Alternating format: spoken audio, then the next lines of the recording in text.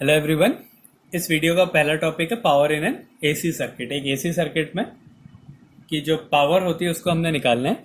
हमें पता है कि जो पावर का फार्मूला होता है P equals to V into I, तो V की जगह हम यहाँ पे EMF ले रहे हैं और ये करंट हो गया। अब एक एसी सर्किट के लिए एक अल्टरनेटिंग EMF जो होता है equals to e naught sine omega t होता है। और मान लिया जो करंट है उसका इक्वेशन है I naught sine omega T. मान लिया हम ये दोनों सेम फेज में नहीं है, इनमें कुछ फेज डिफरेंस है फाई का, तो यहाँ पे प्लस फाई या माइनस फाई या सेम फेज में भी हम लेके इसको सॉल्व कर सकते हैं। तो हमने ये कंडीशन ले ली कि EMF जो है E naught sine omega T और करंट का जो इक्वेशन है वो है I naught sine omega T plus phi. अब इसको इस इक्वेशन में पुट कर देते हैं, तो यहाँ पे जो पावर आएगी वो हो जाएगा E की वैल्यू हो गई E naught sine omega T और I की वैल्यू हो गई I naught sine omega T plus five. अब इसको सॉल्व कर देते हैं। E naught I naught sine omega T और sine omega T plus five. यहाँ पे साइन A प्लस बी का फॉर्मूला लगा देना है, E naught I naught sine omega T. अब साइन A प्लस बी का फॉर्मूला लगाते हैं, sine A cos b plus cos A sine b. ये हो गया, ये फॉर्मूला होता है sine A plus b equals to sine A cos b plus cos A sine b. इसी को हमने यहाँ पे पुट कर दिया। A की वैल्यू ओमेगा टी और B की वैल्यू फाई है। अब हमने इसके अंदर मल्टीप्लाई कर देते हैं, तो ई नॉट आई नॉट तो बाहर रहने देते हैं, बाकी मल्टीप्लाई कर देते हैं। ये हो गया sine square omega T cos five plus यहाँ हो गया sine omega T cos omega t sine five. अब इसमें क्या करा, 2 से मल्टीप्लाई कर दी और डिवाइड कर दी, तो 2 sign omega T cos omega T, ये साइन 2 थीटा का फॉर्मूला हो गया। 2 साइन थीटा कॉस थीटा, ये होता है साइन 2 थीटा। तो हमने इसको लिख दिया E naught I naught sine square omega T cos five plus 1/2, इसकी जगह हो गया साइन 2 ओमेगा टी साइन 5। ये आ गया। अब हमने एक कंप्लीट साइकिल के लिए पावर निकालनी है, तो फॉर कंप्लीट साइकिल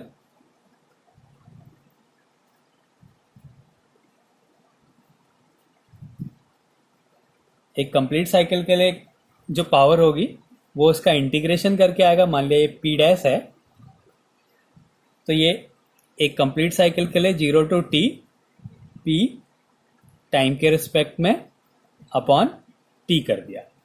तो अब हमने इस पूरे का इंटीग्रेशन करना है टाइम के रिस्पेक्ट में, तो ये हो गया। और जो साइन का फंक्शन होता है साइन 2 ओमेगा टी, ये हमने जब IRMS वैल्यू निकाली है और जब एक IRMS वैल्यू निकाली और मीन वैल्यू निकाली, तो मीन वैल्यू में हमने क्या करा था, हाफ साइकिल के लिए लिया था। साइन का जो फंक्शन था उसका इंटीग्रेशन हमने हाफ साइकिल के लिए लिया था। एक कंप्लीट साइकिल के लिए जो होता है साइन जितना पॉजिटिव होगा दूसरी हाफ साइकिल में उतना ही नेगेटिव हो जाएगा। तो इसलिए यहाँ पे भी जो होगा इस पूरे फंक्शन का, अगर हम एक कंप्लीट साइकिल के लिए इंटीग्रेशन करते हैं, इसका एवरेज निकालते हैं एक कंप्लीट साइकिल के लिए, तो वो 0 हो जाएगा। इस पूरे का एवरेज एक कंप्लीट साइकिल के लिए 0 हो जाएगा। तो पहले इसको लिख लेते हैं, तो ये हो गया integration 0 to T E naught I naught sine square omega T cos five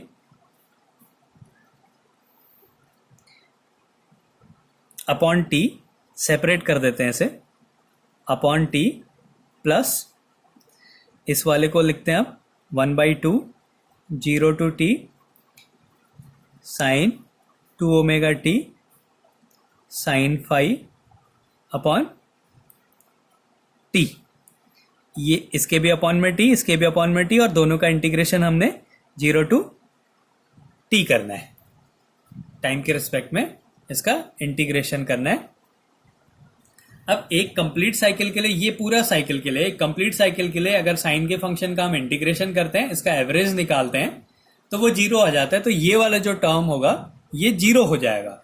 और साइन स्क्वायर का अगर हम एक कंप्लीट साइकिल के लिए एवरेज निकालते हैं, साइन स्क्वायर का अगर हम एक कंप्लीट साइकिल के लिए एवरेज निकालते हैं तो आंसर 1/2 आता है। साइन का एक कंप्लीट साइकिल के लिए जीरो आएगा और साइन स्क्वायर का एक कंप्लीट साइकिल के लिए 1/2 आता है। ऐसा होगा ये 0 to t sine square omega t d t upon t, इसकी वैल्यू होती है 1/2 और 0 to t sine 2 omega t या ओमेगा टी कुछ भी हो डी टी अपॉन टी, इसकी वैल्यू होती है 0। तो हम इस वैल्यू को यहाँ पे पुट कर देते हैं तो पावर क्या हो जाएगा, ये वाला तो पूरा टर्म 0 हो गया, इसकी वैल्यू हो गई ये वाला जो है इतना, इसकी वैल्यू हो गई 1/2 और आंसर आ गया E naught I naught cos phi.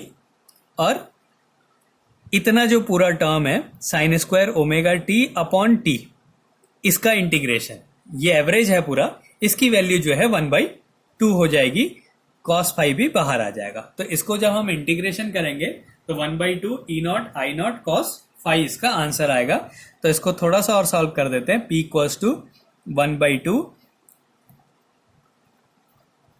इसको ऐसे लिख दिया 1/√2 E naught upon √2 I naught upon √2 cos phi, E naught upon √2 I naught upon √2 cos phi कर दिया। तो ई नॉट अपॉन √2 होता है E R M S, I naught upon √2 हो गया I R M S cos phi.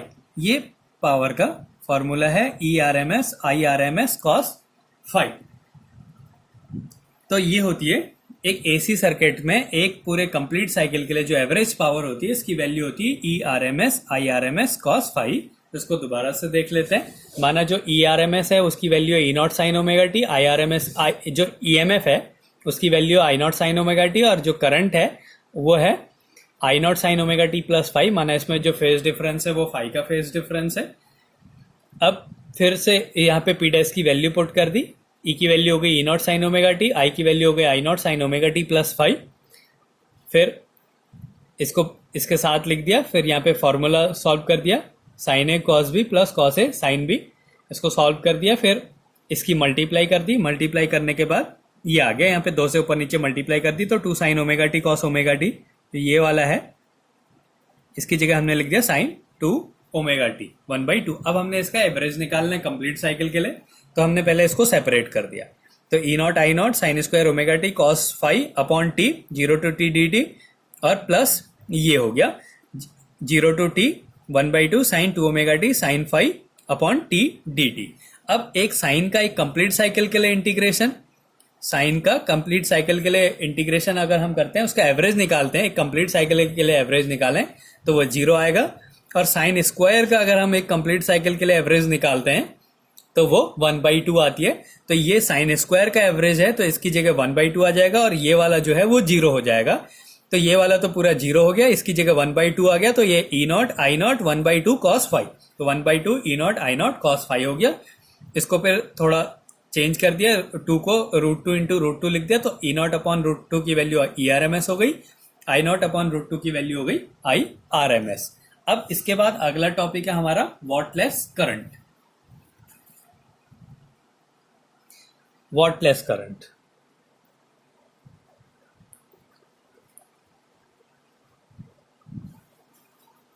अभी हमने EMF का जो फॉर्मूला पढ़ा, एक पावर का जो फॉर्मूला पढ़ा एक कंप्लीट साइकिल के लिए, वो था E R M S I R M S cos phi.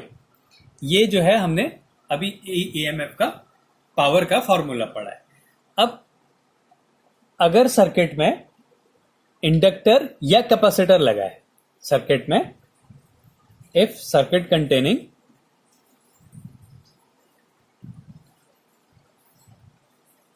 Circuit containing inductor और capacitor,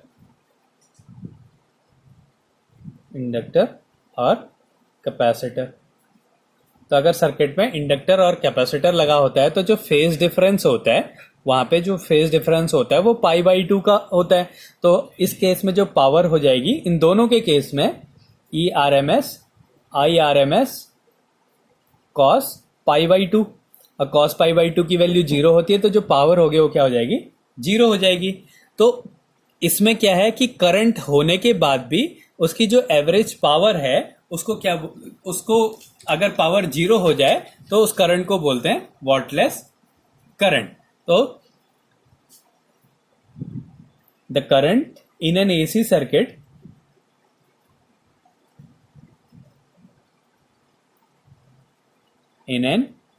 circuit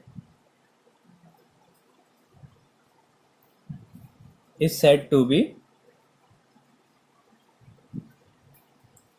whatless current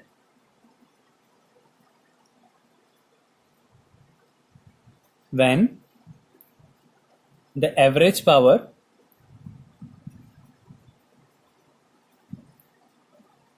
consumed in such circuit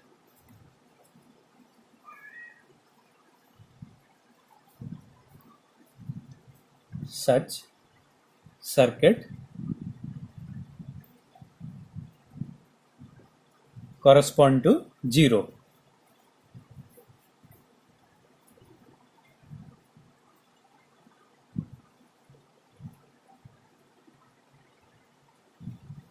So the current in an AC circuit is said to be whatless current when average power consumed in such circuit correspond to 0। अगर किसी circuit की average power 0 है तो उसमें जो current flow होता है उसको बोलते हैं वॉटलेस करंट।